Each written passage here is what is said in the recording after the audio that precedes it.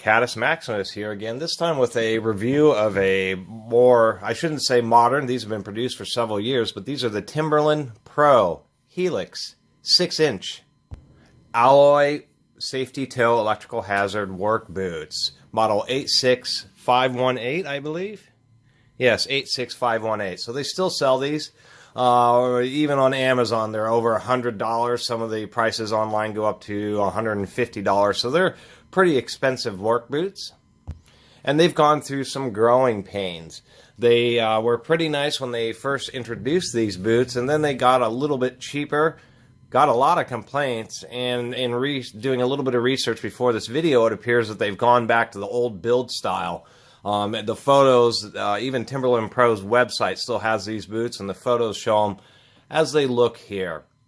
And I'll just start off with that aspect, is where they came out these nice boots, and one of the most obvious aspects of these boots is the fact that every single seam is triple stitch, all along there, all around the top of the cuff, everything is triple stitch. Not right there on the tongue, but all the other seams are all triple stitch, and we can see the stitching is actually, at least on this pair, is really consistent, evenly spaced. Really like that. Nice heavy grain leather. They got a little bit cheaper. They were selling these at some, like Kroger's and some other department stores, and I had noticed that some of those department store versions, they were double stitched on all these upper parts. The triple stitching was only on this lower part and around the heel here. Now it looks like they've gone back to all triple stitching, at least as the photos show on Amazon and on Timberland Pro's website. These are pretty nice work boots. They do have steel toes, but they're not steel. They're I believe an aluminum alloy. They're definitely non-magnetic, but they are nice, tough, ANSI rated steel toes, and they do include the ANSI label right there with electrical hazard rating, ASTM rated as well. So they are proper steel toes or safety toes. They're not rated to be waterproof, but they do have a proper treated leather. And in the rain, they do work pretty well. If you were working 8 hours in the rain or walking through soggy fields, they'd eventually soak through, but they're the kind of boot where you could properly treat them with some silicone waterproofing, and they would probably be quite waterproof, even though not being absolutely advertised as that.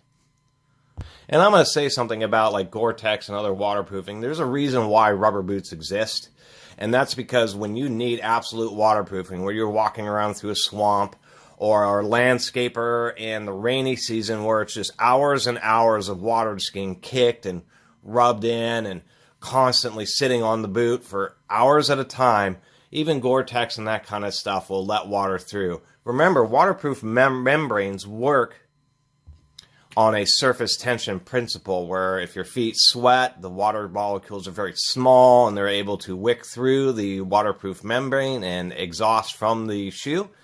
And then static water that gets onto the shoe has too much surface tension to go through the tiny holes that are in the membrane.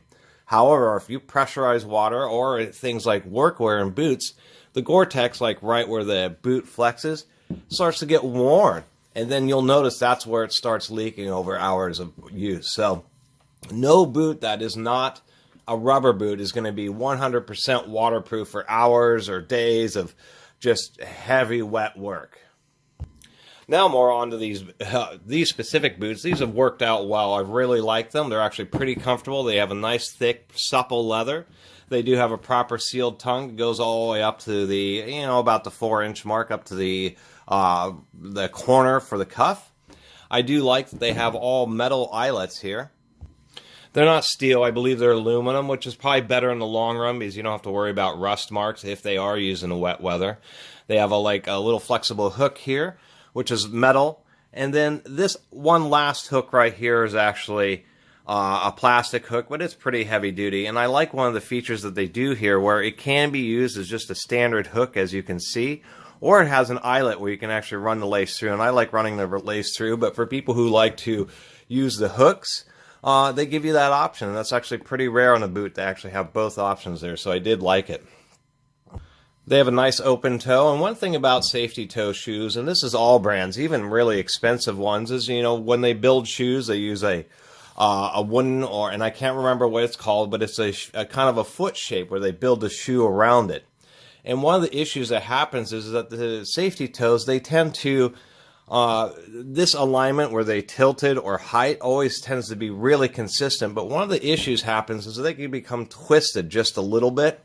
And you'll notice that because one edge of the safety toe will start biting in. So you really want to try on the boots because they're not 100% consistent in relation to any kind of twist that may be happening with the steel or the safety toes.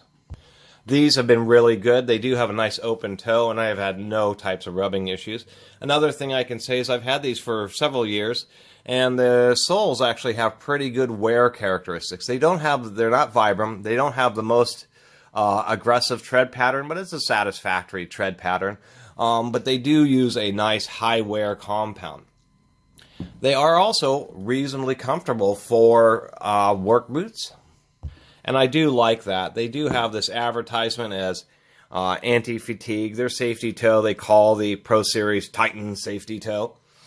And the anti-fatigue really is something. They really have a nice multi-footbed. They have a nice urethane foam with the sole on top of it. You can feel that the sole is a pretty hard material for the anti-wear, but they do a good job of cushioning your foot from it with this additional layer. I've reviewed other shoes that have fallen apart, and these I can happily say really the glues and everything they use have been excellent. These just don't have any issues with the leather coming apart anywhere from the sole. On the interior here, they are nice and comfortable. They do have a liner, and it's not a waterproof liner, but it kind of looks like it is, and it probably acts to some degree to help with the waterproofing. Also, inside the heel area, that white is actually a piece of leather, so they are designed to last a reasonable amount of time. One of the first places for shoes to wear is where your heel slips on the back of the shoe, so it's nice to see that they use leather on them. If we pull out the insoles, they are a pretty decent insole. They have quite a bit of cushioning. They're pretty thick, and they do work pretty well. I do like the insoles in these. And then this allows you to see that they're special anti-fatigue footbed that's in there. This is another, I would say this is glued in, so I don't really want to rip it out of there. But this is like a secondary insole, a nice thick insole that's separate from this polyurethane pad. And that's really what makes the difference, is that they have this extra like half-inch thick, higher density. It's higher density than the insole, but lower density than this urethane mid-layer here. And urethane foam, I should say. And that's really what adds to the anti-fatigue, and it has a bunch of holes in it to kind of act like air pockets. And that's really been the big difference. What makes these anti-fatigue is that they simply have an additional half-inch of cushioning where over many other types of boots. And it really does make for a comfortable boot. It also makes the boots a little bit taller. Your foot tends to sit a little bit higher up in the boot. That's why the toes and everything are so thick, is to have space for that additional secondary insole. And it would sure be nice if other manufacturers kind of started doing that. You know, some boots are pretty comfortable, but what you'll find over wearing them over time is that the thinner insole material gets flattened out, and they become a pretty hard boot, pretty hard to walk in.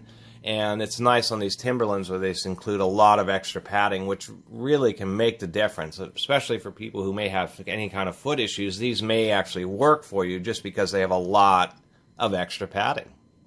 And on a final note, I do like the way they use leather on the inside. They even had leather on the inside of the eyelets here.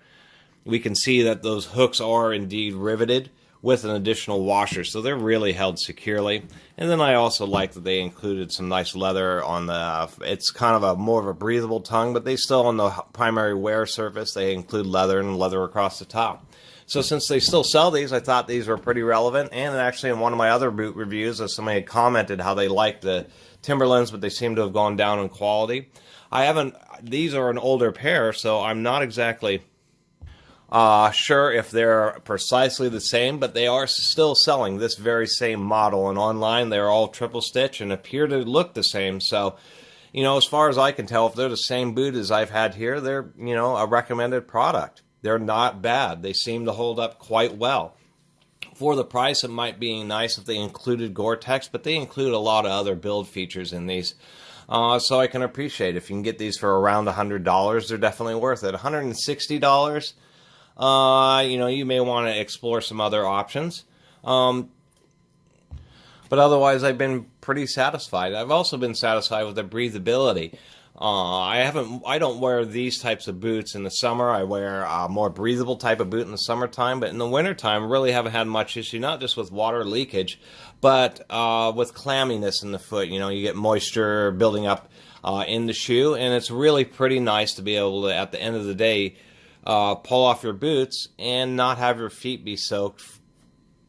And that's always an issue with steel toes. You're always going to get a little bit of dampness in the toe because nothing can really breathe through these safety toes. But the Timberlands actually do a surprisingly good job, and I think part of it's that extra thick footbed with the air pockets. So it causes air movement and maybe just a little bit of circulation in the toe. Because even the toe area, you get a little bit of dampness, but there's certainly not wet toes or anything like that. Anyway, sorry for the long review of these boots, but I did like them, and they're actually a product that I've been talking kind of down on several pairs of shoes for good reason, but these have been real satisfactory, and compared to the Irish Setters and those Columbias, which quite frankly run in the same price ranges as these boots, these things are a head and shoulders above those Irish Setters and those Columbias. No question, these are a much heavier duty boot. And quite frankly, quite a bit more comfortable than either of those boots were either.